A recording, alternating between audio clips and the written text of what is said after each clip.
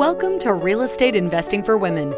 On this show, you will learn how to create wealth through real estate the blissful way. That means with very little stress and very little time. We talk about strategies, mindset, heart set, money smarts, resources, and so much more to ensure you're able to create the success you most deeply desire. Now, here's your host, Moneeka Sawyer. Today, I am so excited to welcome to the show Joe Evangelisti. Joe is the host of the Legacy Blueprint podcast and a high-performance coach with over 5,000 hours of coaching experience under his belt. His mission is to assist real estate investors, entrepreneurs, and business professionals in exercising their true power and finding their hidden potential to achieve more success, wealth, and freedom than they have ever thought possible.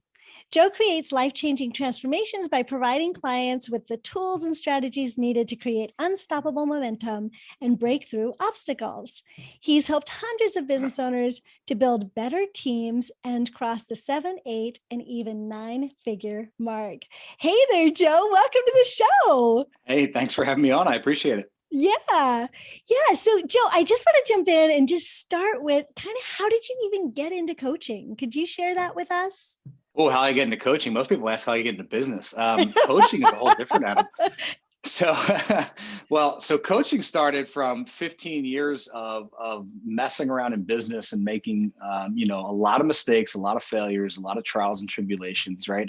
I always tell people it's really hard to coach theory, right? You have to coach practice. You have to coach, being in the trenches. And so I built my coaching practice the same way I built my businesses, which is through trial and error, through doing it, through failing, through pivoting, which we're going to talk about here in a little bit.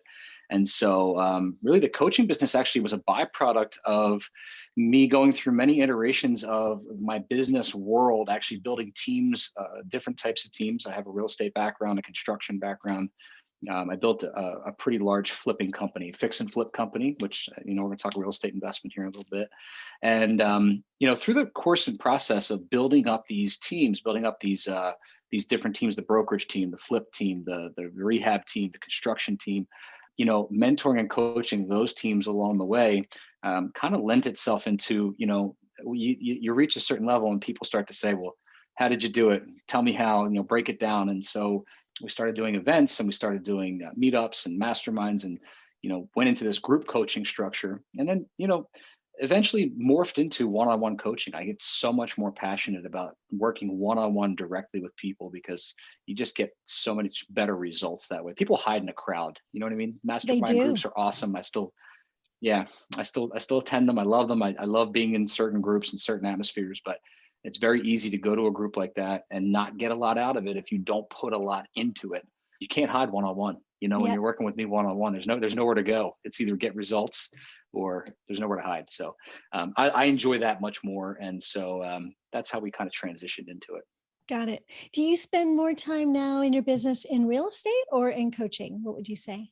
I would say it's about 50-50 right now. Yeah. Okay. I mean, the way that I've designed my teams and my real estate development teams is really to get me out of it. Right. So, one of the big aha moments that I learned probably 5, 6, 7 years into business, which is when I started to have those almost like stress-induced meltdown moments that a lot of people have where I'm like chasing and constantly working. And, I remember being at that point in time where I had 2 very young little girls at that time and, a pretty new marriage and new house and all that type of thing. And chasing after the next deal, the next flip, the next commission check, the next salesperson, and working 80, 90 hours a week to stay busy and productive and pretend that I was getting somewhere. And I almost just felt like I couldn't chase fast enough. I couldn't run fast enough. Like there wasn't enough hours in the day to catch up. And I know a lot of people feel that way. I kind of had this moment where I said to myself, you know what, I don't know how long I can do this.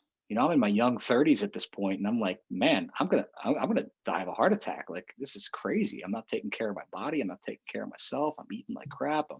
I'm missing dinner. I'm calling in late and telling my wife I can't come home. I'm not putting my daughters to bed. Like something's not right. This isn't the way I designed it. And I made a big switch at that point in time and said, you know what, I got to redesign my business to serve my lifestyle. Because isn't that why we get into business to begin with? Isn't that the whole concept, It is to is. create a business that actually serves our life?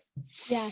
And So yet that's when we most made of the us switch. give up our lives and the business owns us, right? So that's exactly what you're talking about. It's And crazy.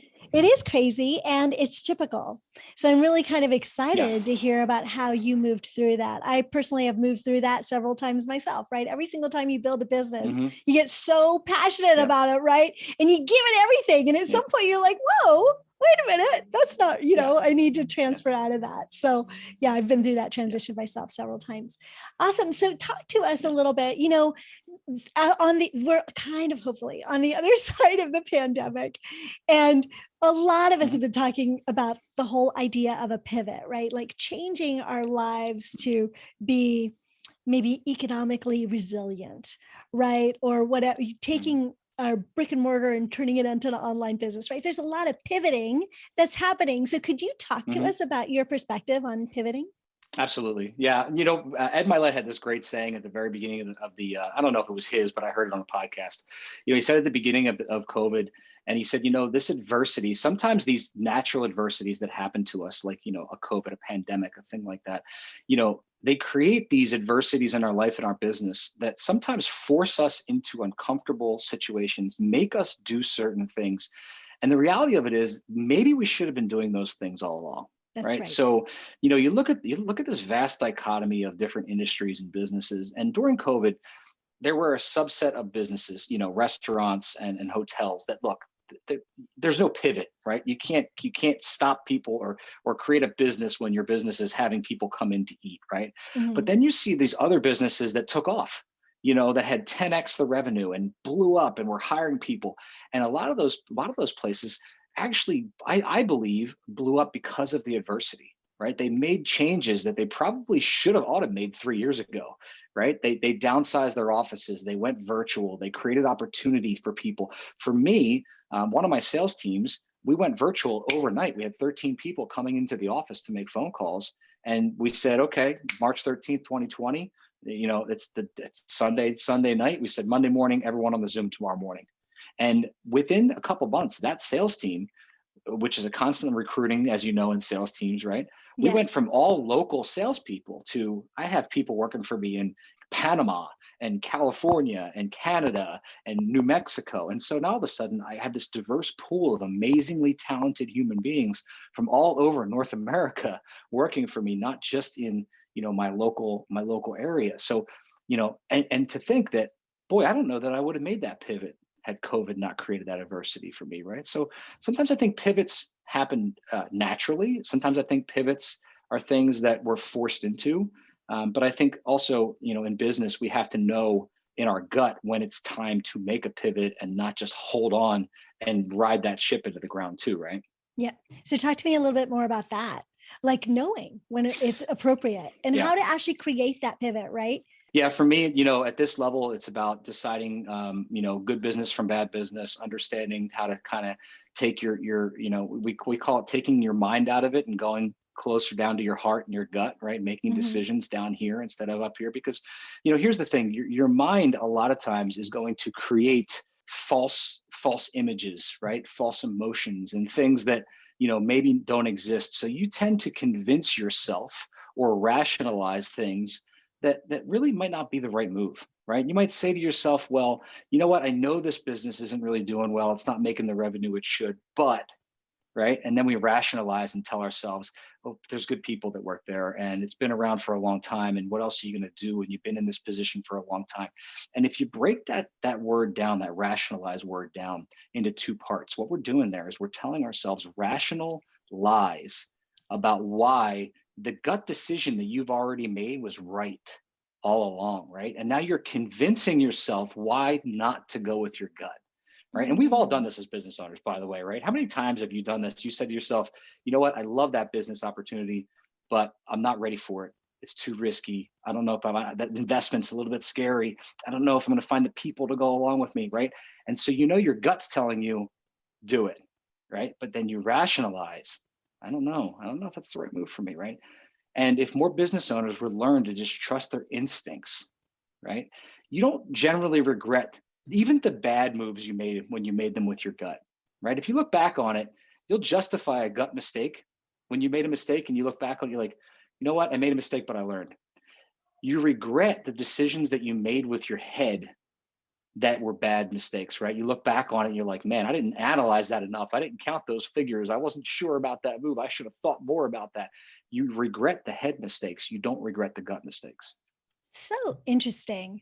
And I think that in real estate, we see this all the time. So you talked about like in one area, like that feels a little bit too risky. But even after we make the decision to take that risk, right? Whether you're flipping or you're in construction or you're looking for a renter or whatever it is that you're doing, there's a whole series of gut decisions that we have to make, right? And of course, you need to use your mind. We can't just use our gut, right? We need to use our mind. We need to know the numbers. Businesses don't work unless the numbers work. That's a truth, right? But all along the way, learning to trust your gut. It's not just in that one piece, it's in the entire business. Who are you hiring? Who are you bringing on as part of your team? Who are you renting your places to? All of those pieces require sort of getting in touch with who you are. And that's pretty hard. I think as business people, we're trained, especially in this society, to be really heady, right? It's really hard to get in touch with our guts. Do you have techniques or strategies? So you have a lot of experience with it, right? So for you, it's now a natural thing. For me, that's true too. I've been in business for over 30 years, right? But when someone comes to you, one of your coaching clients comes to you and says, yeah, but how do I really get in touch with that? What do you say? So it comes from obviously practice. I mean, that's but it also comes from taking action, right? So you know this. I mean, you have to take action in some direction and know that it's safe to fail. It's safe to fall. It's going to happen. I think that one of the biggest misnomers, and it's starting to become more into light because people are starting to talk about it. Like, 3-4 years ago, it felt like everybody on Facebook was absolutely wealthy, absolutely perfect. Every picture you took was amazing, right? They never did anything wrong. And now all of a sudden, the gurus are talking about how they fail all the time. The gurus are talking about how difficult things are. And that's the truth. The truth in business is I get punched in the face every single day. Right? The more successful I get, the harder I get hit, right? The more successful I get, the bigger the problems are that I have to solve. In fact, it's actually the flip side of that. The more successful that you get, the more you want to chase bigger obstacles to overcome. The more that you want to find bigger problems to tackle, right? The bigger my dreams get. Jim Rohn has this amazing video, and he was talking about the bigger my dreams and my purpose are, the bigger the things are that I want to chase, they become magnets. Right. And so when I magnetize towards my dreams and I'm being pulled through the trenches, through the mud, through the bad days, through the challenges, right, I have a bigger purpose dragging me through that. So I think for people who are starting out, you have to decide, and this doesn't happen far often enough, why are you doing it?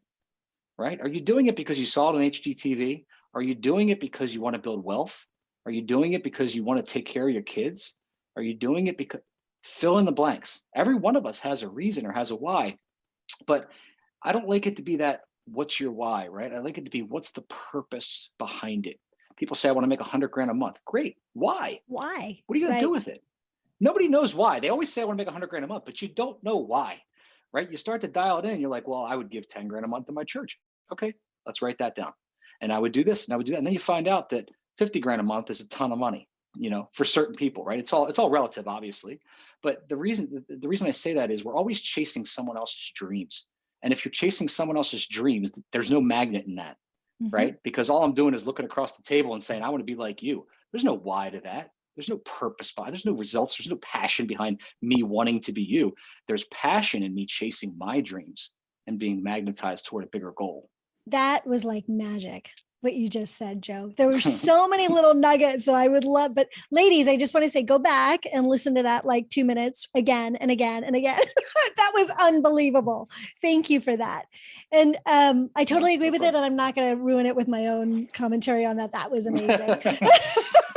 Okay, cool. So what I did want to say for my ladies, just to add sort of kind of my perspective on one piece of this, is that we talk on this show a lot about bliss. Right?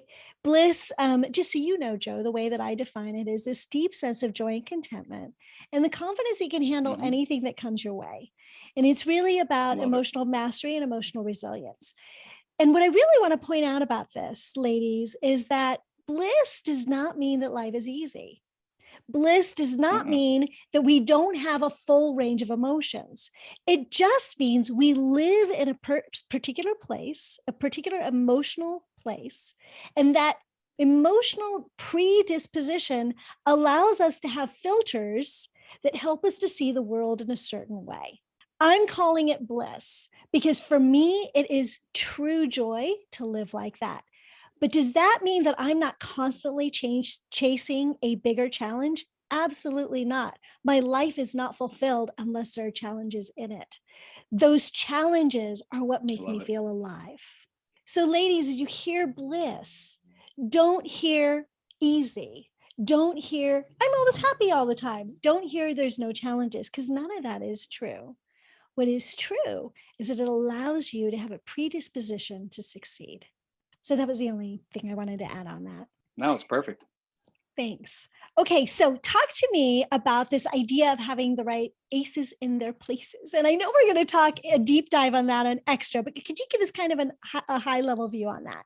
Yeah, aces in their places. It means one thing, right? And so I just wrote a book called Multiplicity, and it talks about the 5 freedoms, right? One of those freedoms, we always talk about financial freedom, right? That's all you ever hear: financial freedom, financial freedom. So we won't get into that. I will say this: you can't have financial freedom without the other 4. And one of those 4 is what we call relationship freedom. And relationship freedom is the ability to work with, to be with, to engage with, to have friends who are people who you want to be in your tribe, right? So when I talk about aces in their places, right, I'm talking about creating a culture and an opportunity around you inside of your business and your life, right? And what that looks like is if it's a side hustle, if you're starting as an investor and you want to go build a team, right, you still need to have aces in their places, right? You need to have a great realtor. You need to have a great insurance person. You need to have great subcontractors potentially. You need to have great electricians and plumbers and, whatever, material suppliers. Creating aces in their places is really, for me, it's finding out who are the people who are going to help me create the opportunity to succeed, that I can also help them along the path, right? It's never a one for one, or it's I take and I don't give. It's how do I create alignment with your unique ability, something that you are passionate about, right? That I know that you're going to be successful at, or I know that I can help you gain. And how do I take that superpower? See, we all have a superpower, right? I say this all the time. You might be the most amazing ice skater. You might be the most amazing house builder. You might be the most amazing cake baker. I don't know, right? But if I find out that you're the most amazing person at that, and I could somehow put you in a seat or a place where we get paid together to do that, and I can create an opportunity for you, well, that makes me a good visionary. That makes me a good leader, right? Because now we both benefit, because I've created an opportunity for you to be passionate about what you do and go exercise that passion. Because let's face it, not everybody is an entrepreneur. You might not be an entrepreneur. You might have been stuck in a 9-to-5, which you were afraid to leave. And now I've created an opportunity for you to make way more money and opportunity doing what you love to do in an environment that you love to do it. And that's creating aces in their places, right? It's really trying to find the right passion, the right unique ability, and create an opportunity where these people can work in harmony and team up to really be great at what they do, and ultimately replace me, right? And replace each other, right? So everywhere, all my teams, like even if I'm the CEO, I tell everybody on my team, I want you to replace me. I don't want to be the CEO. I want to be on the board somewhere, right? That's the idea. The idea is that you work your way out, right? Or work me out of a job. And so this idea of creating aces in their places is really understanding your people's true passion and abilities, and making sure that they're really performing at their best based on what they're great at. I love that. And so my next question, of course, is how do you do that? So we're going to talk about that in extra, ladies. Yeah. So we'll do a deep dive on that, because I think it's kind of what Joe's magic is. Like, it's what he does best, right? And so I really want to get a deep dive on that. You talk a lot about culture, Joe. And I think, for me, in my real estate business, I outsource everything, right? My realtor, my finance people, my insurance, all of that. That's all an outsourced thing in my business. So is building a culture important? I have my own opinions about this, but is building culture important, and how do you do that? Yeah, no, I think it's very, very important in any team that they understand. People want to think about it. Why do people go to work for a guy like Elon Musk, right? The guy's certifiably crazy. He says, we're going to Mars, right? And what happens? The top engineers in the planet quit their jobs to go work for him for little to no money, right? They will literally take a pay cut to go move to some desert in Texas to live out of a sea container to work for him because of his vision, right? Because of the culture that he's created, right? That's how important culture is. People want to be part of a greater good, a greater, contribution. They want to be part of something bigger. And so when you, as the visionary, you have two jobs. Your job is to create the vision. What is the story? Where are we going? Right? Be crystal clear about that so that people can believe you, right? Can't change your mind every 15 minutes or people are going to be like, man, I don't know who's driving the bus. I'm terrified, right? Is create that story and then back it up with opportunity, right? Now I've created the story and guess what? The story might be bigger and scarier than why. Trust me, I'm sure there's times where Elon lays his head down at night and says to himself, how the heck are we going to get to Mars? Right? I don't even know how we're going to do this. I don't know if all the top engineers in my company know how we're going to do this, right? I'm sure he second guesses himself, right? But as a visionary, you have to constantly be driven towards that mission and creating opportunity.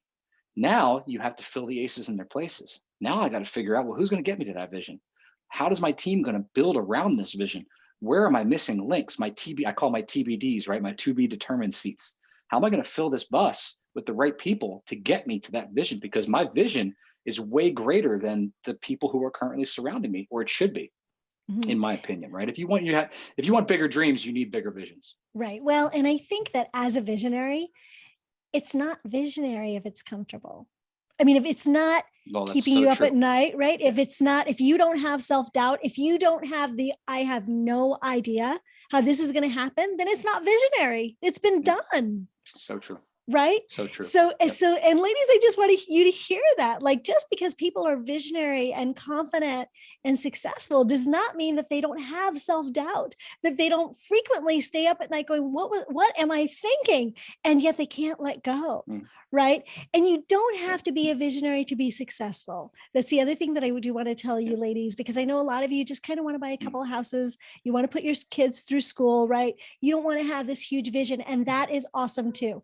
It takes all of us to make the world go round. But just understanding 100%. All the way from the bottom, all the way to the top, we all have self-doubt. That should not be something that stands in your way.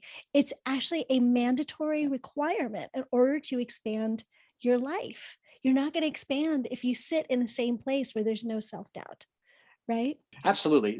This definition of success, people have all these different measuring tools of comparing themselves to others. And I think Earl Nightingale said this. He said that, success is the constant forward motion towards a worthy and, I'm going to screw this quote up, but, essentially creating a worthy goal and working towards it. Right? That's it. Whatever your worthy goal is, if your worthy goal is to create 5 rental properties and have some passive income for your family, that's your goal. And there's nobody who's going to sit back and say to you, that's not good enough. The reality of it is if you have 1 or 2 rental properties, you're in the top 5% of Americans. And that's amazing. And nobody should be standing there saying to you, the guy down the street has 15. Who cares? The reality of it is you're doing what success is for you. And that's amazing. Right. And I really want to emphasize that, Joe. Do what success is for you, not 100%. For me, not for Joe, not for your dad, not for your colleagues, not for your kids. Yep. Do what success for you. Super, super important when 100%. You're setting your goals and getting connected with your culture. What is it that you're trying to put out there, right? What is it that you're trying to achieve, your big why? All of those have to do with you, not anybody else. Absolutely. Can you talk to me about the best investment you made and why? Yeah, I always say this, that I've invested, I don't even know how much in real estate, right? Millions and millions of dollars in real estate. And I always still say this to this day, that my best investment that I've ever made is in myself, right? I have for over 10 years, masterminds one-on-one coaching. I've hired coaches for everything, mentors, trainers, personal trainers, like well over six figures a year for 10 years, sometimes probably in the double six figures. And I will tell you that I think that personally for me, and again, everybody's differently. And I think, again, it's not a measuring contest. I think one of the biggest challenges that people have is they want to get better, but they're chasing away from investing in themselves, right? And when you invest in yourself, you have skin in the game. I'll never forget when one of my first coaches, this is right going back maybe 10 or 12 years now that I think about it, was I was a real estate agent. And my first coach was like $500 a month or something like that, which is still it's not a ton of money, but it's not pennies. And at that time, she was like twice as much as my car payment. I was leasing an Acura back then. And I was thinking to myself, man, I got to close an extra deal or two a month to justify having a coach. But she was so incredible, and she held me such accountable. Like I was petrified to get on the phone with her every week, thinking to myself, if I don't show up prepared and ready to go with my numbers, Carol's going to hang up on me. Like she's not going to let me go. She is not light on me, right? And if I would answer that phone and be lazy, she would just hang up. Like that was it. Like there was no callback. We had 45 minutes every Tuesday. And so like she made me a better salesperson because she made me accountable and committed to my numbers. And I remember immediately getting results. I mean, like by month 2, I had doubled my sales.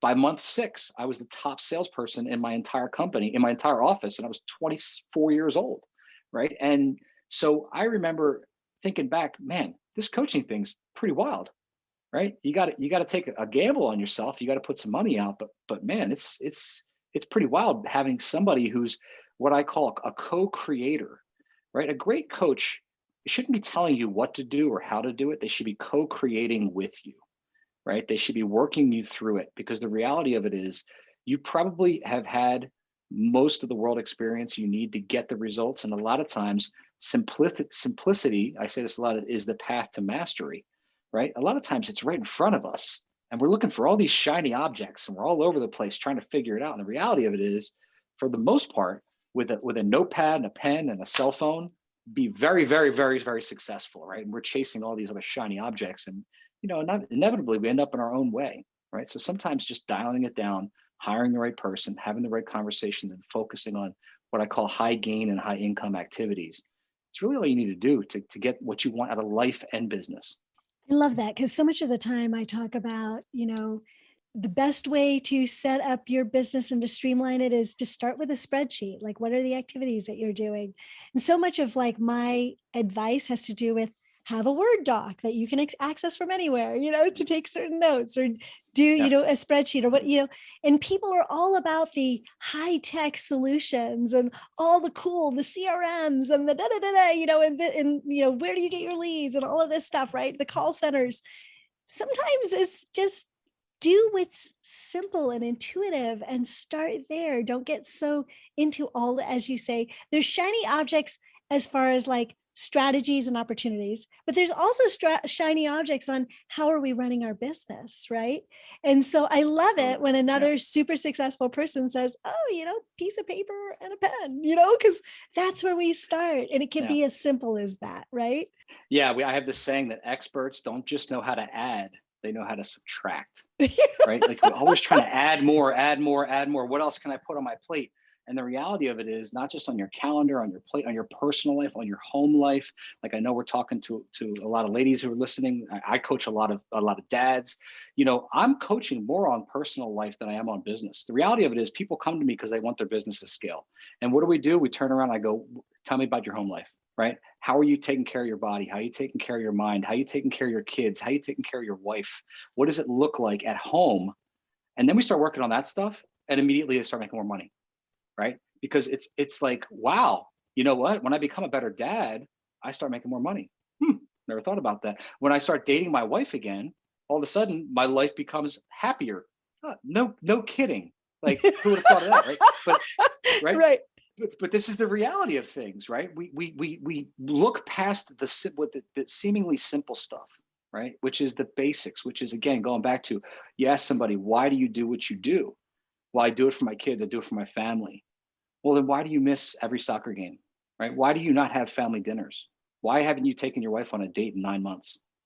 Why haven't you bought her flowers in 5 years, right? And then they go, oh my God, I never thought about that, right? Well, then you're not doing anything for your family. It's a ruse. You're making it up, right? So what I want to do is dial back to, let's become a better person at home in my life. And now all of a sudden, guess what? The money's easy. We have time and money. These are our two resources. That's it, right? I'm sure you've been in real estate. You've lost money. I'm positive of it. I've lost millions of dollars in the process of making millions of dollars. I've lost time. I've never gotten time back. You can't get 5 minutes back. Can't get 30 seconds back. You can get money back. You can lose a lot of money today and get it all back tomorrow. You can lose all the money today. How many really successful people do you know have filed bankruptcy? I know quite a few, right? I don't know anybody that's ever gotten a minute back, right? So, focusing on the home life is generally one of the things that really increases the financial life. We got off topic there for a minute. I don't know how we ended up going down that rabbit hole, but that was so good though. And it's so true. That's how I've coached. I was an executive coach for many, many years. And that's exactly what it was, is get your life back in alignment with who you are, you know? Totally. Yep. So my last question before we move towards the 3 rapid fire questions is, how can my listeners become fearless? Do you have tips for that? Yeah. So Tony Robbins has this great thing. He says, there's the 4 S's, and I don't want to jump into all of them, but there's state, story, strategy, and standards, right? Story is just our identity. It's who we are, right? And without going down this crazy rabbit hole, you get to decide who you are, right? Like, you could decide tomorrow you're going to be a more aggressive salesperson. You could decide tomorrow you're going to become a happier person and just treat everyone nicer, right? You get to decide. That's the craziest part about who we are as human beings. We're the only species who can wake up tomorrow and be someone totally different, right? And so fearless is just an identity, right? Fearless, what's keeping you from being fearless 99% of the time is some limiting belief. It's something that somebody taught you, or some experience that you had, or some past belief that you've learned along the way that got you to this point that's holding you back. And, we call these paradigm shifts, right? We're all experiencing these paradigm shifts as we go through life. We call it, I call it the model of our world, or MOW, right? We all have a model of the world that we're looking through, almost like a lens, and we're changing prescription glasses constantly, right? And we're upgrading our sight to a different lens. And so when we go through these paradigm shifts, I say, if you're looking in the mirror and you're looking at the person you are today, most likely the person from 6 months ago couldn't handle the challenges. If you're growing as a person or as an entrepreneur and you're as a leader, 6 months ago, you couldn't handle the challenges you're handling today, or maybe a year ago, right?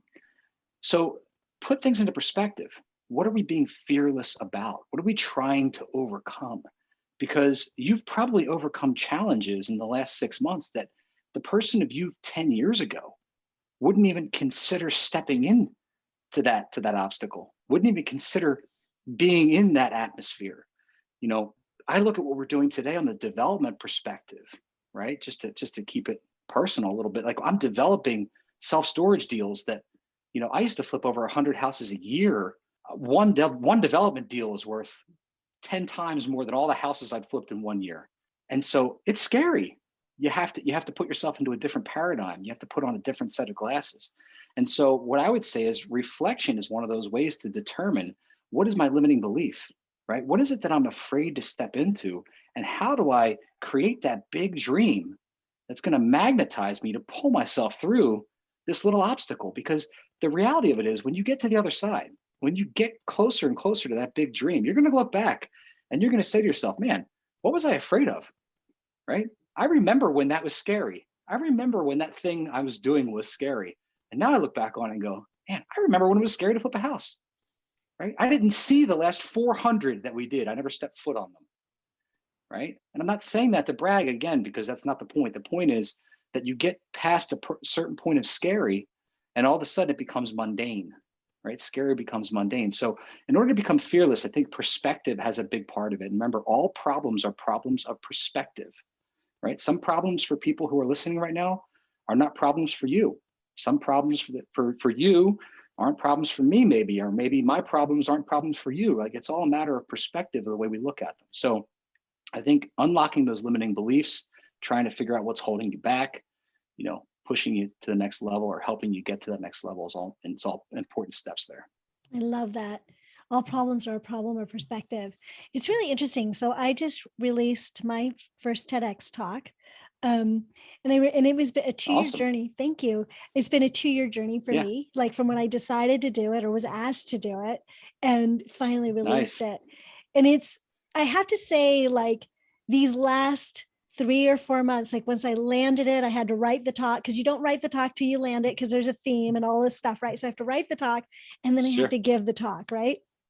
And then the video gets released and you see if anybody liked it, so it's like, harrowing, right? But the thing is that when I made that decision a long time ago to do it, I couldn't see me on the red dot. I couldn't see what was going to happen. I didn't even really know what the big message was or that I was good enough, right? Yeah. And so part of being fearless is saying, I don't know. We talked about this as visionaries, right? I don't know what this is going to look like, but I identify myself as being fearless, and therefore I will keep stepping forward, right? And when you do that, on the other side, you're forever changed.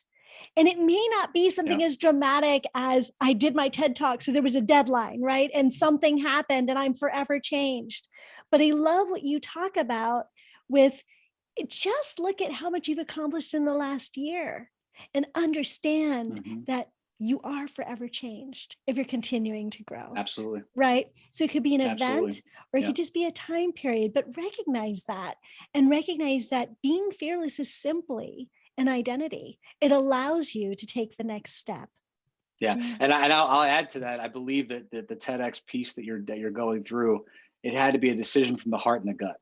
Absolutely. Right? That's what got you there. It's the right thing. And that's why you decided from there and move forward. So I think it's going to be incredible for you. Yeah, it already has been. It's been amazing. So yeah.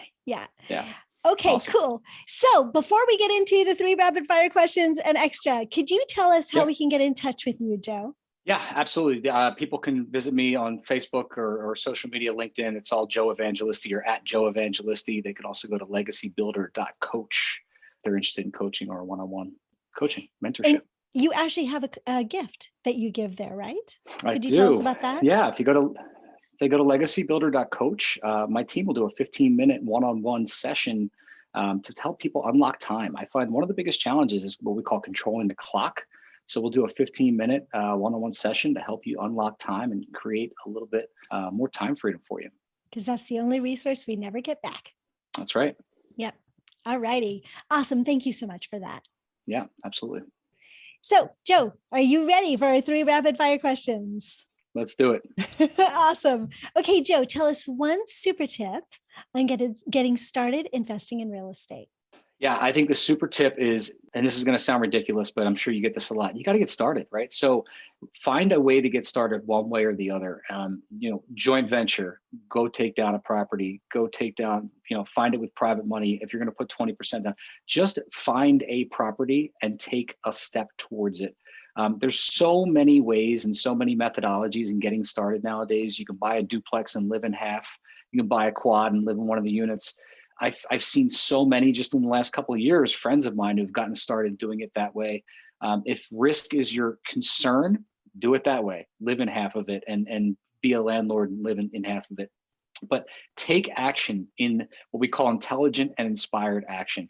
Don't overanalyze. I was interviewing somebody about 2 months ago, and she called and said to me, I have an MBA in real estate, or I have a real estate degree. I have an MBA.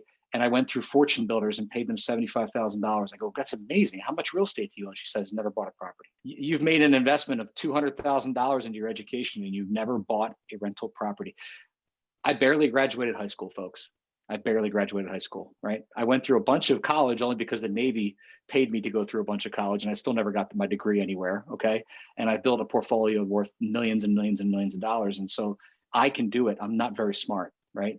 I feel like too many people overanalyze and get afraid of the risk instead of just taking for you're going to screw things up. You're going to, right? Go out there and test the waters. It's the only way it's going to work. I love that. And then tell us one strategy on being successful as a real estate investor. I think that's one strategy. I think that, is get involved, get invested. I think the second piece is build a great team. You have to be very thorough about who's on your team, who you do business with, who your joint venture partners are. Protect yourself first. I think a lot of people I see get involved are so worried about doing a deal that they're not paying attention to, how much equity they give out, or, they're, bringing in their best friend as their partner. And next thing you know, there's 4 people in on a single family house.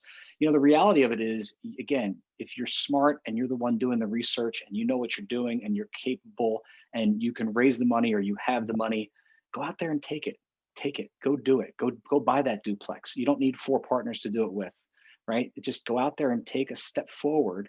And get a mentor, get a coach.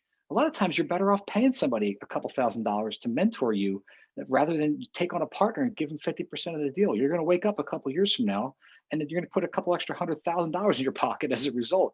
That's a better investment in my mind to help somebody get involved into a deal. Love that. Oh, I really love that. Thank you. And ladies, recognize that when he's talking about a team, he did talk about a mentor as part of the team. That's a different way of looking at that, right? Your mentor, Correct. Your coaches are part of the team. They're part of the business ecosystem, right? Correct. Yep. It's one of the aces in their places. Correct. That's right. Okay. And then Joe, talk to us about one daily practice that you would say contributes to your personal success. So I'm going to give you this with an asterisk on it, okay? My daily practice that I can't live without is my morning routine, all right? I get up usually at 4 o'clock.